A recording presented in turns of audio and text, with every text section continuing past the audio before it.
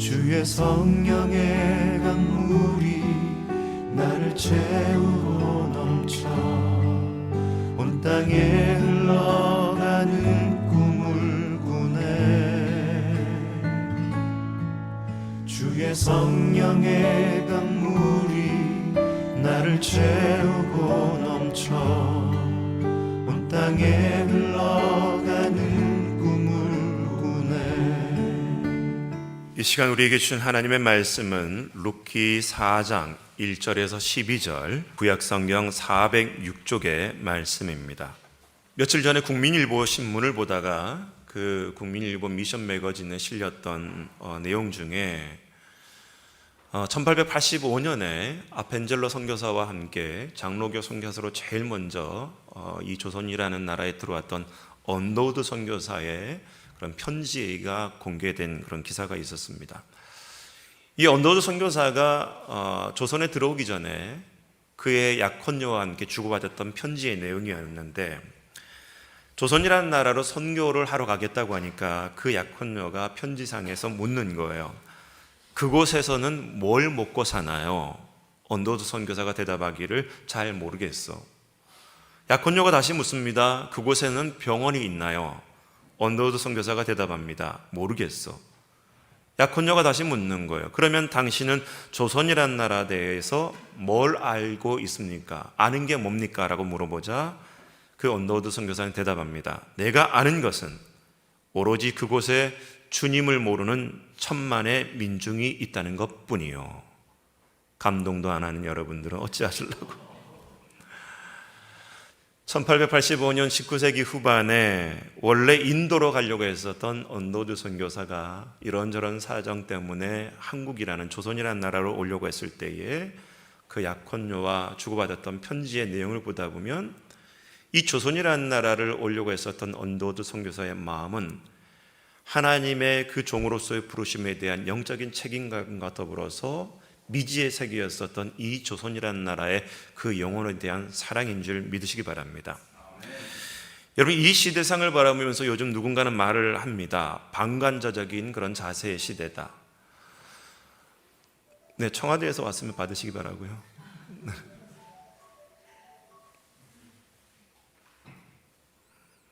네, 괜찮습니다.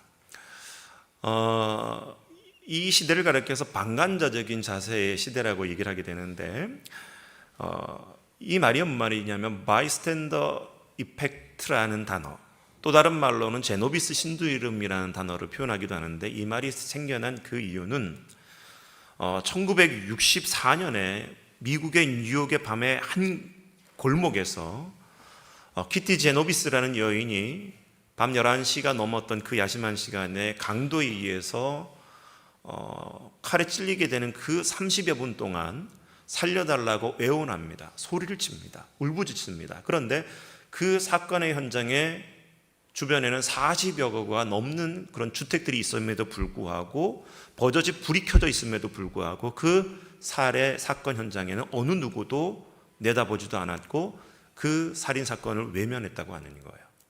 그래서 이 키티 제노비스가 그렇게 사고를 당하는 그 사건 이후에 바로 제노비스 신두이름이라는 단어가 만들어지게 됐는데, 그것이 뭐냐면 책임을 져야 될 그 상황 가운데에 반관하는 사람들에 대해 모습에서 바로 이 제노비스 신두이름이라는 단어가 나왔다라는 거예요.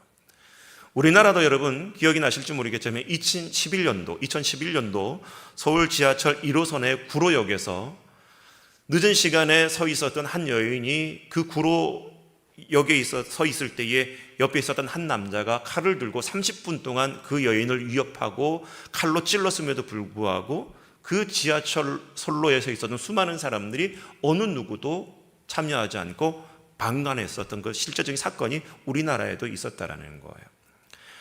그래서 많은 학자들이 왜 이렇게 제노비스 신드롬, 왜 자신이 이렇게 남의 어려움에 대해서 방관하는 그런 삶의 모습이 나타나게 됐느냐, 그 현상을 분석했는데, 첫 번째로는 상황에 대한 애매함이라는 거예요. 내가 이 일에 껴도 될지 말아야 될지 그 상황에 대한 분석이 애매한 상황들이 있다 보니까 그것을 미루게 되는 습관이 나타나게 되고, 두 번째로는 책임감이 분산이 되더라는 거예요. 인류가 여러분 인구가 많아지면서 그 사건의 현장에 그리고 어떤 동일한 그런 시간대에 사람이 많아질수록 나타나는 공통점이 뭐냐면 책임감이 분산되더라는 거예요. 그러니까 여러분 우리 교회처럼 이렇게 알콩달콩한 가족적인 교회에는 별로 그런 모습이 없지만 이 교회가 여러분 1000명이 되고 10,000명이 돼 보세요. 교회에 어떤 일이 일어나도 남의 집 불구경하듯이 하는 분위기가 교회 안에 만연하게 돼 있더라는 거예요. 세 번째로는 그 개입에 대한 개인적인 비용이 들 것에 대한 주저함이 있더라는 거예요. 내가 이 일에 꼈을 때에, 저 일에 참견하게 됐을 때에 내가 치르게 될 그 손해를 보는 비용에 대한 계산이 앞선 나머지 이 사회적인 보편적인 현상이 바로 제노비스 신드롬이 나타나게 되더라는 거예요.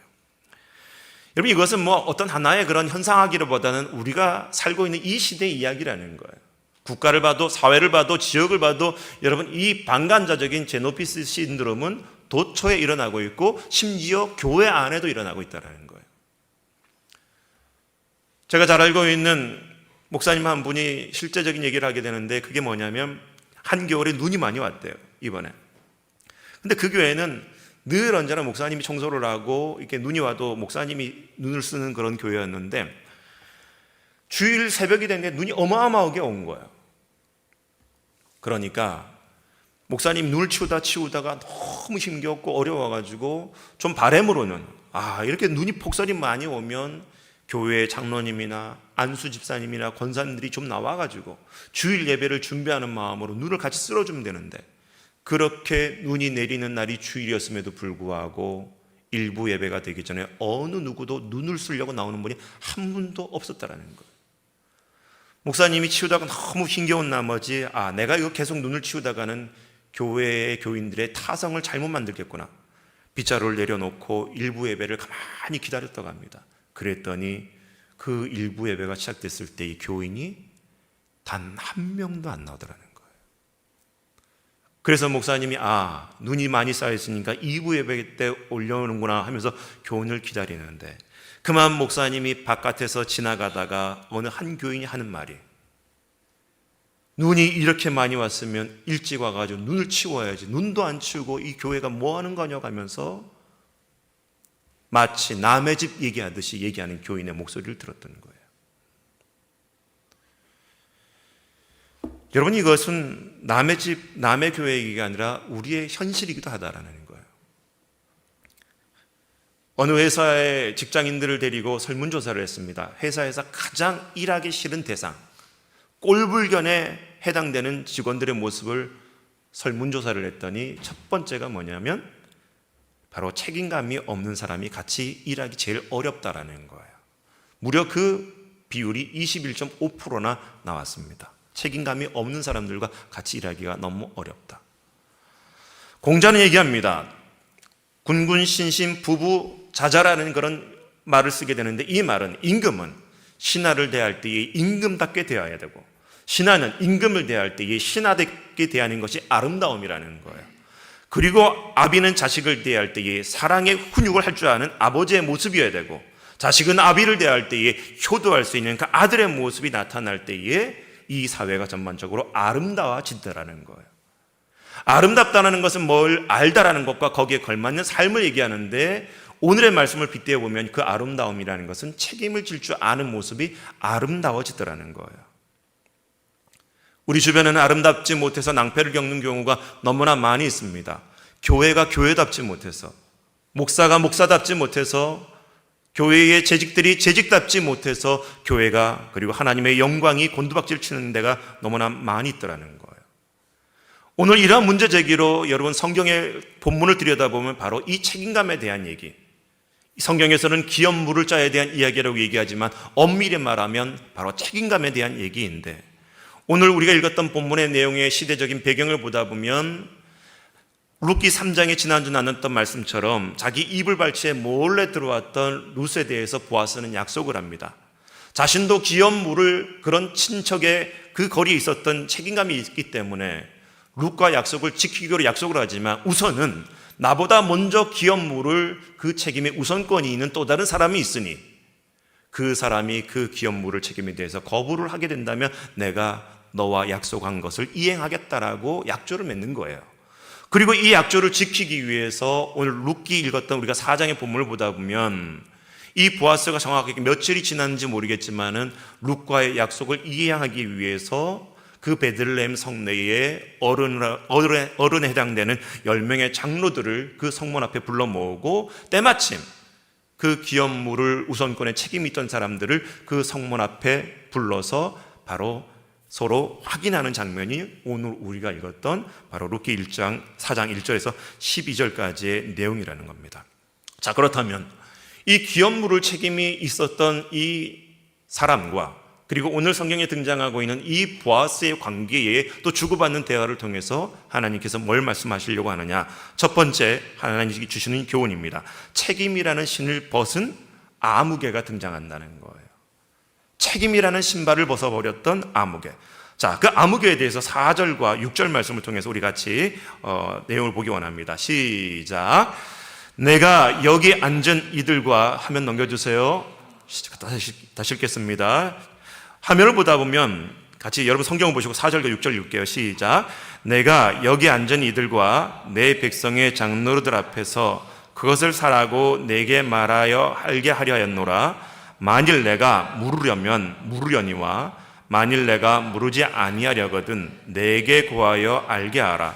내 다음은 나요 그 외에는 물을 자가 없느니라니 그가 이르되 내가 물으라 하는지라. 자, 6절 말씀. 그 기업 물을 자가 이르되 나는 내 기업에 손해가 있을까 하여 나를 위하여 물으지 못하노니 내가 물을 것을 내가 물으라. 나는 물으지 못하겠노라 하는지라.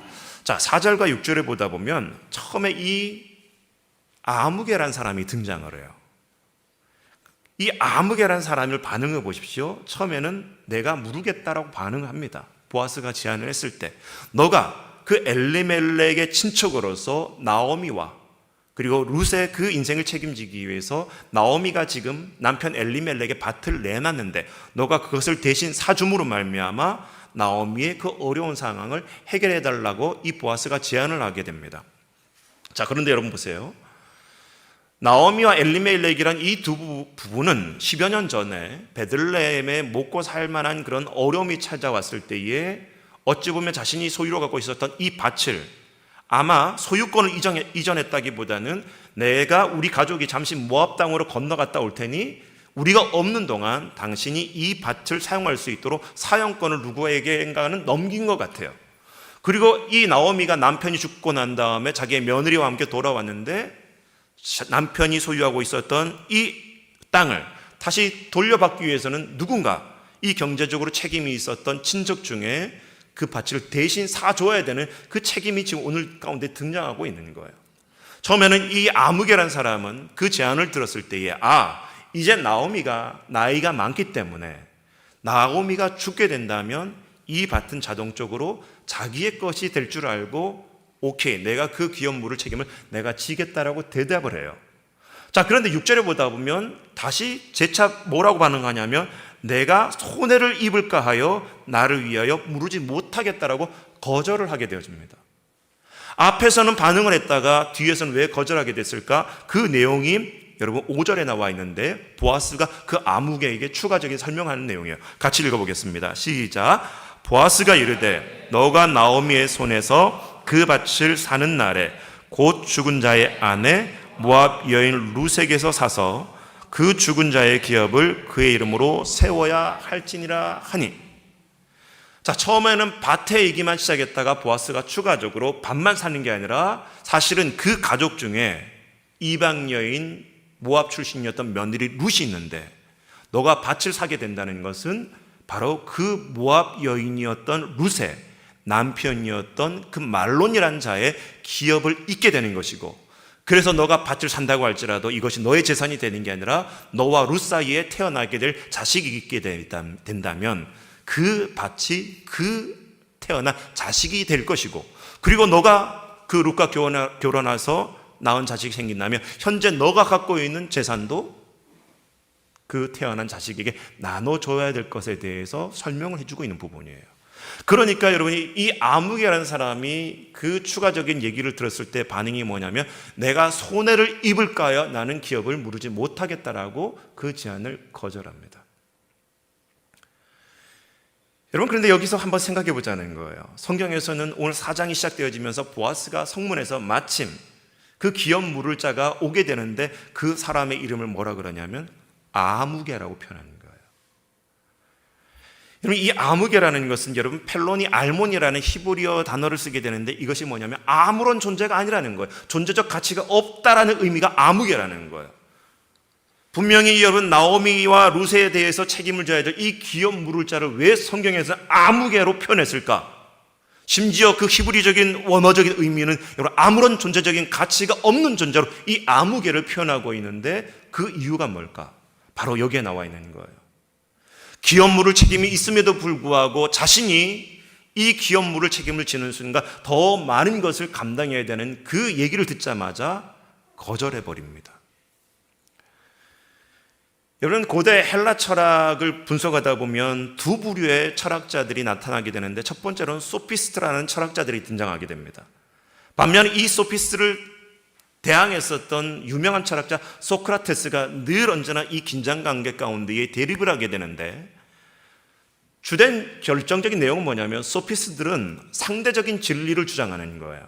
상대적인 진리가 뭐냐면 누군가에게 이익이 되는 것이 그것이 절대 진리고 선이라는 거예요.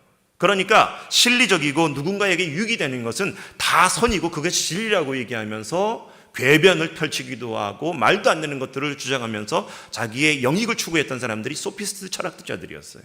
그런데 이 반면에 이들을 대항했었던 소크라테스는 뭐라고 얘기하냐면 이 사회와 이 세상에는 누군가 다 이해할 수 있는 보편적인 선, 도덕적인 원칙이 기준이 되는 진리가 따로 있다라는 거예요. 이 소크라테스의 말을 기뻐하지 않았던, 탐탁지 않았던 소피스트들이 여러분 이 소크라테스를 결국 죽여버리는 거거든요. 자, 그럼 여러분에게 묻겠습니다. 오늘 이 기업 물을 첫 번째 책임이 있었던 아무개는 소피스트에 해당됩니까? 소크라테스에 해당됩니까? 소피스트와 같은 존재들이었던 거예요. 기업 물을 책임이 있음에도 불구하고 내가 잠깐 손해가 된다는 얘기를 듣자마자 이 기업 물을 아무개는 그 책임을 거절해 버립니다. 자, 성경에서는 여러분 이런 기업 물을 책임에 대해서 거절하는 사람에 대해서 어떻게 저주하고 있느냐? 신명기 25장 9절 말씀 같이 읽어보겠습니다. 시작. 그의 형제 아내가 장로들 앞에서 그에게 나가서 그의 발에서 신을 벗기고 그의 얼굴에 침을 뱉으며 이르기를 그의 형제의 집을 세우기를 즐겨 아니하는 자에게는 이같이 할 것이라. 자, 미망이 됐고 가부가 됐고 그리고 아무것도 없는 그런 한 집안의 여인이 친척에게 기업 물을 책임을 요구를 하고 부탁을 했는데 나는 싫다 거절한단 말이에요. 어떤 남자가. 자, 그러면 어떤 일이 벌어지냐? 이 여자가 그 남자의 신발을 벗기고 그리고 얼굴에다가 침을 뱉어도 좋다라는 거예요. 그만큼 기업 물어야 될 책임은 너무나 소중하고 하나님의 율법에서 존귀한 이 실천 사항인데 그것을 거절하는 것은 침뱉음을 당해도 될 그런 자라고 여러분 성경에서 지적하고 있는 거예요. 여러분, 레위기와 신명기는 율법의 613가지의 율법의 조항들이 기록되어져 있어요. 이 613가지의 조항들을 한마디로 정리하면 하나님 사랑과 이웃 사랑이거든요. 그 가운데 하나님의 사랑과 이웃 사랑을 실천하기 위해서 가까운 친척들이 어려움을 겪게 되거들라 그 가까운 친척이 대신 책임을 져는 그런 이 고엘제도, 기업 물을 책임이 있는 것인데 이것을 거절한다는 것은 하나님의 율법의 정신, 하나님의 사랑, 이웃 사랑에 대해서 거절한다고 하는 것과도 같다라는 거예요. 여러분, 우리가 사람을 판단하는 게 좀 그렇지만 적어도 누군가를 보고 저 사람은 어떻다라고 내릴 수 있는 기준 중에 하나가 뭐냐면 그 사람이 책임을 져야 될 그 자리와 순간이 되어졌을 때에 책임을 어떻게 지는 자, 그것을 보면서 그 사람의 인격이 어떤지 그리고 그 사람이 어떤 종류의 사람인지 알 수 있다는 거예요. 교회 안에도 마찬가지예요. 목사다, 장로다, 권사다, 안수집사, 그게 직분이 중요한 것이 아니라 자신의 그 위치에서 어떤 책임을 지고 있는지 그것을 볼 때 그 사람의 믿음이 어떤지 가늠할 수 있다는 거예요. 바라기는 참 아름다운 교회는 적어도 아무개와 같은 직분자가 아니라 책임을 질 수 있는 그런 성도들이 될 수 있기를 주의 이름으로 축복하며 기도합니다. 자, 그런데 오늘 본문에 등장하는 이 아무개는 왜 자신이 기업 물을 책임이 있음에도 불구하고 두 번째 이 보아스의 제안을 들었을 때 왜 거절하게 됐느냐? 그 이유가 뭐냐는 거예요. 말씀을 보다 보니까 자신이 손해를 입을까 하여가 답이 나옵니다. 이 기업 물을 책임이 있었던 첫 번째 아무개는 모든 판단의 기준이 자신의 실리였어요. 내가 이익이 되느냐 손해가 되느냐 이것을 가지고 자신의 삶의 스탠스를 정했던 사람이 바로 이 아무개였습니다. 다른 말로 말하면 내가 희생을 해야 됨에도 불구하고 나에게 이익이 되지 않는다면 절대 그 일을 남의 집 불구경하듯이 그 조직이나 공동체를 떠나는 모습과 같은 존재들이라는 거예요. 자신이 이득이 되는 일이라면 뭐든지 할 수 있는 그런 삶이지만은 손해가 되면 내가 있어야 될 자리를 박차고 떠나는 그런 존재들이라는 거예요. 하나님을 사랑하고 하나님을 주인으로 살아가야 됨에도 불구하고 자신에게 이익이 되는 그 돈을 추구하며 돈을 우상으로 섬기는 그런 존재와 같은 모습들. 자신에게 안락과 형통이 되지 않으면 언제든지 그 위치와 그 일을 박차고 떠나는 그런 존재들의 모습이 이 아무개 가운데에 등장하고 있다는 거예요. 다른 말로 말하면 이 아무개는 대단히 이해타산적인 사람이었습니다. 하나님을 사랑하고 이웃을 사랑해야 될 그 하나님의 나라 이스라엘 백성들의 삶이어야 됨에도 불구하고 이 아무개는 이해타산적인 모습이 등장하고 있다는 거예요. 바라기는 저와 여러분들이 적어도 하나님을 사랑하고 이웃 사랑해야 될 그 그리스도의 제자된 삶이라면 이 이해타산적인 세상적인 풍조에서 벗어날 수 있는 저와 여러분이 될 수 있기를 주의 이름으로 축복하며 기도합니다.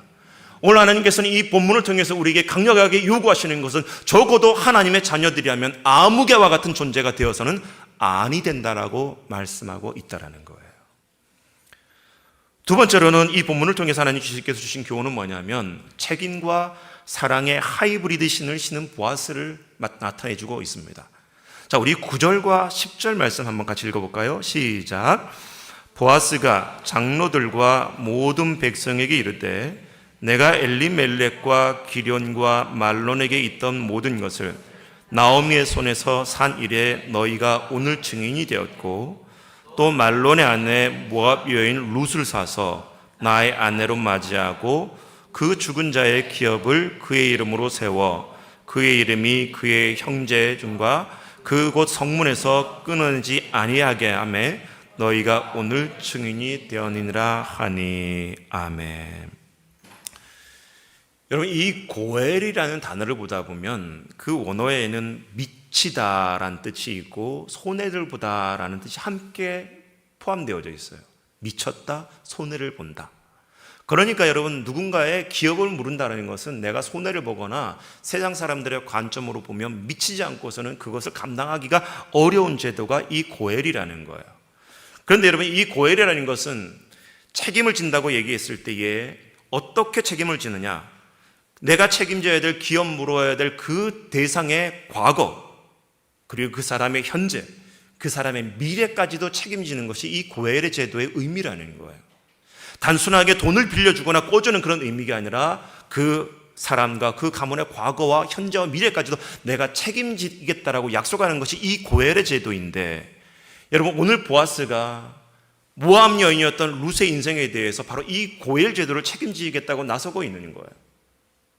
수많은 베들레헴 정통 유대인들이 이 보아스가 그런 행동을 한다고 했을 때에는 다른 말이 없거든요. 아, 미쳤구나. 미치지 않고서는 자기가 저렇게 손해를 보는데 어떻게 저렇게 할 수 있지라고 하면서 보아스의 행동에 대해서 의아해할 수 있는 것이 바로 오늘 본문에 등장하고 있는 그런 고엘 제도의 모습인데, 보아스가 여러분 모압 여인을 자기의 아내로 삼았을 때에 받게 될 제약은 얼마나 많았겠습니까? 이스라엘의 전통에는 그 모압 여인 그리고 모압 출신의 사람들을 원수같이 여기라 그랬거든요. 총에 들어오지 못할 정도로 그 모압과 암몬 족속을 멀리하려고 했었던 그런 풍토 속에서 베들레헴의 유력자였고 지주였음에도 불구하고 모압 여인을 자기의 아내로 삼는 보아스에 대한 신뢰와 여러분 존경은 한순간에 곤두박질 칠 수 있는 상황이에요. 그리고 보아스는 이 베들레헴에서 존경받는 인물이었고 많은 재산이 있었고 많은 사람들에게 우러러을 받고 있었던 이 보아스가 룻과 결혼하게 되는 순간 자칫하면 자신의 모든 재산이 이 룻과 태어난 자식에게서 모든 것을 다 넘겨야 될, 상속을 해줘야 될 그런 입장이 될 텐데도 불구하고 보아스가 그 모압 여인 룻을 선택하고 결혼하려고 했었던 이유, 어떻게 보면 사회에서 가장 밑바닥에 해당하고 있었던 이 룻을 선택했었던 보아스는 단순한 책임감에 의해서 이 고엘 제도를 책임지려고 했던 것이 아니라 근본적으로 룻에 대한 사랑하는 마음이 있었기 때문인 줄 믿으시기 바랍니다. 보아스의 모습을 들여다보면 단순한 고엘이란 제도의 그 책임감을 넘어서 한 영혼에 대한 사랑하는 마음이 그 가운데 숨겨져 있더라는 거예요. 예수님이 이제 예루살렘에 들어가시기 직전에 그 베다니 마을이 있었던 나사로의 누이 마리아가 자신이 갖고 있었던 가장 귀한 것 중에 향유 옥합을 예수님 앞에 깨뜨리고 그것을 닦습니다. 그것을 지켜보고 있었던 가룟 유다는 왜 그 귀한 것을 낭비하냐고 하면서 마리아를 여러분 지적을 해요. 여러분, 과연 그 마리아가 깨뜨렸던 향유 옥합은 낭비였습니까? 아니라는 거예요. 주님을 사랑하기 때문인 줄 믿으시기 바랍니다. 집 나간 탕자가 집으로 돌아왔어요. 자식이 돌아왔기 때문에 너무 기쁜 나머지 이 탕자의 아버지는 자기가 잡을 수 있는 모든 가축을 잡아서 잔치를 벌입니다. 진수성찬을 차리고 온 동네 사람들을 불러 모았을 때에 많은 사람들이 함께 기뻐하고 축하하고 격려하고 위로했음에도 불구하고 유독 한 사람, 아버지 집을 떠나지 않고 늘 언제나 한결같이 일을 했었던 탕자의 형은 오히려 그 아버지가 동생을 위해서 잔치를 베풀었다는 그것 때문에 시기하고 질투하는 모습이 등장하게 됩니다.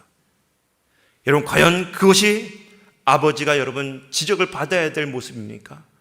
탕자를 그렇게 기뻐하고 잔치를 벌이면서 동네 사람들과 함께 축하해 주는 것이 과연 여러분 잘못된 행동이었을까요? 어느 순간 교회가 너무나 실리주의로 빠져들어갈 때가 너무나 많이 보입니다. 그런 일은 없겠지만 다음 주가 야외 예배인데 우리 셀에서는 어른들이 몇 명 안 되고 아이들만 많기 때문에 아이들은 적게 먹는데 돈을 더 적게 내야 되지 않느냐고.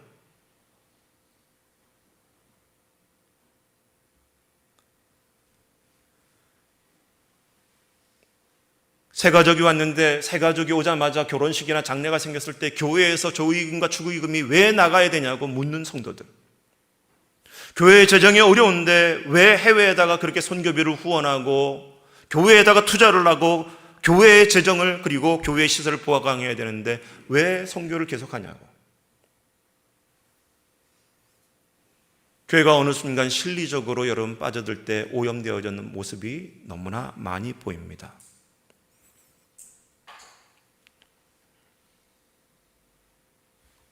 사랑하는 우리 참 아름다운 교회 성도 여러분, 전도와 선교는 실리적으로 하는 것이 아닌 줄 아시기 바랍니다.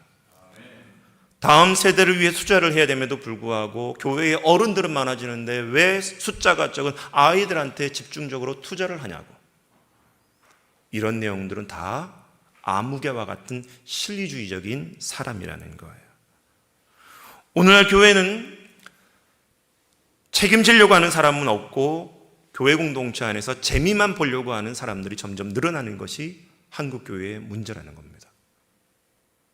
총신대 김지찬 교수님은 이렇게 얘기를 합니다.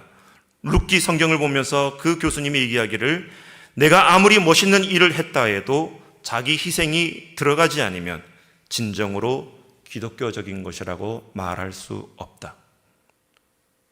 어찌 보면 이 룻기와 같은 이야기를 잘 알고 있었는지 모르겠지만은 수천 년 전에 맹자는 인간의 근본적인 네 가지 마음을 주장하게 되어지는데 측은지심, 수호지심, 사양지심, 시비지심을 주장을 하면서 그 네 가지 마음의 근본적인 인간의 마음의 태도가 인과 의와 예와 지를 얘기하면서 그 제일 먼저 첫 번째였던 어질 인자를 쓰면서 이 어질 인은 성경말로 말하면 다른 말로 말하면 헤세드, 사랑과 인애와 자비와 긍휼을 얘기하는 것이 바로 이 보아스, 룻기를 통해서 드러나고 있는 하나님의 사랑이어야 됨을 우리에게 깨닫게 해주고 있다는 거예요. 오늘 보아스를 통해서 여러분 우리가 봐야 될 인물이 있습니다. 보아스는 단순하게 책임을 지기 위한 그 의식이 아니라 한 영혼에 대한 사랑으로 그 귀한 물을 책임을 받아들였던 것을 볼 수 있습니다. 한 사람의 과거뿐만 아니라 현재까지도 그리고 그 인생의 미래까지도 감당하려고 했었던 그 보아스의 모습은 어찌 보면 자신이 메시아고 그리스도이기 때문에 십자가에 매달려 죽으신 것이 아니라 그 길을 거절하고 다른 일로 갈 수 있었음에도 불구하고 저와 여러분들을 사랑하셨기 때문에 십자가에 매달려 죽으신 그 예수 그리스도가 보여줄 수 있길 주의 이름으로 축복하며 기도합니다. 보아스는 룻에게 분명히 약속을 했어요. 3장에서 내가 너에게 이 약속을 분명히 이행하겠다. 그리고 그 약속을 이행하기 위해서 4장에서 움직이고 있는 보아스의 삶의 모습이 드러나게 되어집니다. 구약 성경 39개는 분명히 인류를 구원하기 위한 하나님의 약속이 실려져 있습니다. 그리고 수천 년 동안 하나님께서는 그 일을 이루기 위해서 역사하셨고 일하여 주셨습니다. 그리고 그 일하심이 신약 성경 4복음서에서 분명히 하나님의 약속이 이루어지는 것이 등장하고 있다는 거예요. 그리고 그 하나님은 예수님이 승천하시면서 마지막 끝날까지 하나님의 백성들과 함께 하시겠다고 약속해 주셨는데 저와 여러분이 살아가고 있는 이 시대에도 하나님께서는 성령을 통하여 지금도 일하여 주시고 함께 계시는 그 약속을 이루시는 신실한 보아스 하나님이 보여줄 수 있기를 주의 이름으로 축복하며 기도합니다. 그 약속에 대해서 하나님 우리에게 중요하게 가르쳐 주시는 그 책임감을 넘어서 하나님의 사랑으로 우리에게 약속해 주신 성경 말씀이 있습니다. 로마서 8장 37절과 39절까지 같이 읽겠습니다. 시작. 그러나 이 모든 일에 우리를 사랑하신 이로 말미암아 우리가 넉넉히 이기느니라. 내가 확신하노니 사망이나 생명이나 천사들이나 권세자들이나 현재 일이나 장래 일이나 능력이나 높음이나 깊음이나 다른 어떤 피조물이라도 우리를 우리 주 그리스도 예수 안에 있는 하나님의 사랑에서 끊을 수 없으리라. 아멘. 여러분, 하나님은, 예수님은 우리를 단순히 책임지신 분이 아니라 그 책임을 넘어 사랑으로 우리를 대하고 있음을 깨닫는 복된 주의 날이 될 수 있기를 축원합니다. 세 번째로 이 말씀이 주는 중요한 교훈은 무엇이냐? 축복을 받는 것에서 축복을 흘려보내는 삶으로 전환하라는 거예요. 자, 11절 12절 말씀 같이 읽습니다. 시작. 성문에 있는 모든 백성과 장로들이 이르되 우리가 증인이 되나니 여호와께서 내 집에 들어가는 여인으로 이스라엘의 집을 세운 라헬과 레아 두 사람과 같게 하시고 내가 에브라데서 유력하고 베들레헴에서 유명하게 하시기를 원하며 여호와께서 이 젊은 여자로 말미암아 너에게 상속자를 주사 내 집이 다말이 유다에게 낳아준 베레스의 집과 같게 하시기를 원하노라 하니라. 아멘. 이 보아스의 고백을 들었던 주변에 있었던 그 베들레헴의 성내 어린이였던 장로들과 그리고 베들레헴의 성내 많은 사람들이 그 보아스의 결정에 대해서 듣고 축복하게 되는데 11절의 내용을 보다 보면 그 여인 룻을 얘기하고 있는 거죠. 이 룻이 바로 라헬과 같이 레아와 같이 되기 원한다라고 축복해 주고 있는 거예요. 레아와 라헬은 여러분 어떠한 존재였습니까? 야곱의 아내였거든요. 그리고 이 야곱의 아내였던 레아와 라헬을 통해서 여러분 12지파가 태어나게 되고 다른 말로 말하면 이스라엘 민족의 어머니와 같은 존재가 바로 그녀가 되기를, 룻이 되기를 축복하고 있는 거예요. 그리고 이어서 얘기하기를 이 보아스를 향해서 너가 에브라스에서 유력한 자가 되고 베들레헴에서 유명한 자가 되기를 원한다라고 축복해 주고 있는데 그 내용은 12절에 나와 있듯이 창세기 38장에 등장하고 있었던 유다가 아들이 다 죽게 되고 결국 며느리만 남아 있었을 때에 대를 이을 생각이 없게 되자 자신을 통해서 이 집안의 대를 잇기 위해서 다말이라는 며느리가 자기 시아버지와 관계를 맺고 베레스라는 아들을 낳음으로 말미암아 무너졌던 그 가문을 살렸었던 그 이야기처럼 오늘 보아스의 이 결정이 바로 무너졌던 나오미와 그 룻의 그 가문을 책임지는 중요한 결정임을 축복해 주고 있다라는 거예요. 그런데 이 11절과 12절에 여러분 등장하고 있는 그 축복의 대상 라헬도 그렇고 레아도 그렇고 유다와 다말 사이에 태어난 이 베레스의 모든 사람을 다 묶어놓고 공통분모를 찾다 보면 무엇이냐면 무너질 것처럼 여겨졌던 그렇게 시대에 그런 상황 속에 바로 이들을 통해서 하나님께서 또 다른 놀라운 섭리가 일하심이 드러나게 되고 그를 통해서 새로운 축복이 하나님의 일하심이 역사가 드러나게 됐던 인물들이 바로 레아와 라헬과 베레스였다라는 거예요. 여러분, 이 축복을 통해서 우리가 오늘 발견해야 될 것은 내가 하나님께 받은 그 축복이 그저 나의 삶을 위해서, 나의 만족과 유익을 위해서만 사용되어지는 것이 아니라 누군가를 살릴 수 있는 축복의 전달자가 되기를 하나님께서는 원하시고 계신 줄 믿으시기 바랍니다.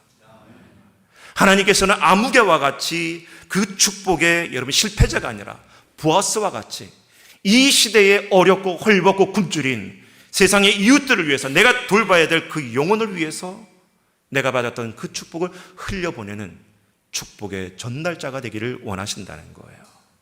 이제 말씀을 결론 짓고자 합니다. 오늘 본문 말씀을 통해서 우리가 깨달아야 될 것, 여러분은 지금의 삶이 아무개와 같은 삶입니까? 보아스와 같은 삶입니까? 여전히 내 만족, 내 유익이 먼저였던 아무개와 같은 삶이 아니라 하나님께서는 책임감을 넘어 하나님의 사랑, 이웃 사랑을 실천하는 보아스의 삶이 되기를 원하고 계신 줄 믿으시기 바랍니다. 두 번째로는 우리가 이 세상을 살아가면서 의지의 대상이 그저 실리적으로 이랬다 저랬다 늘 끊임없이 변하는 그런 아무개와 같은 대상을 의지하는 것이 아니라 영원히 한결같이 우리의 과거와 우리의 현재와 미래까지 책임져 주실 뿐만 아니라 생명을 다해서 끝까지 사랑하셨던 영원한 보아스, 그 예수님을 의지하는 삶이 되기를 주님께서는 요구하고 계십니다.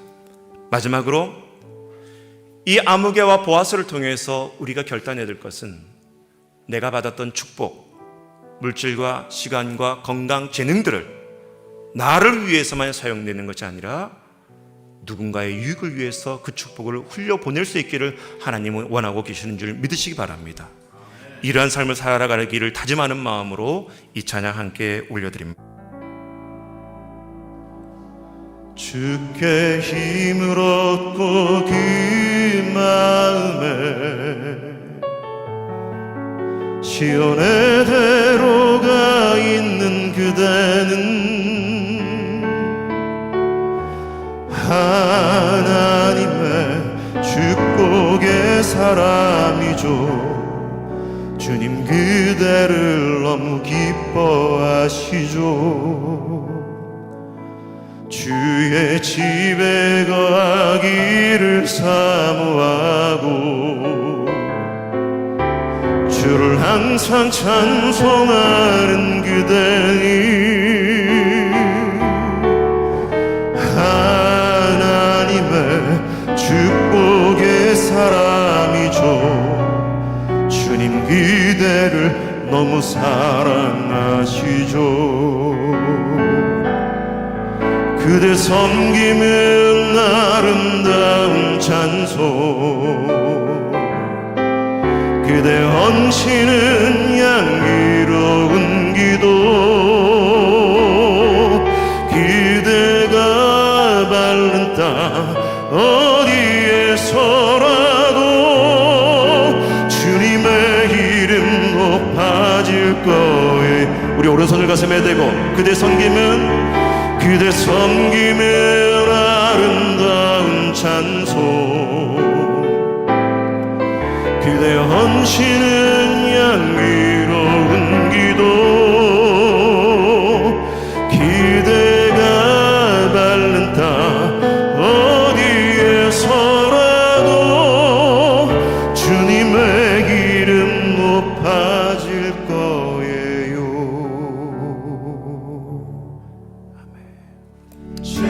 채워주소서, 부어주소서, 거룩하신 주 성령 내 안에 넘쳐 흐르는 사랑의 노래, 열방을 향하여 흘러가리. 채워주소서, 부어주소서, 거룩하신 주 성령 내 안에 넘쳐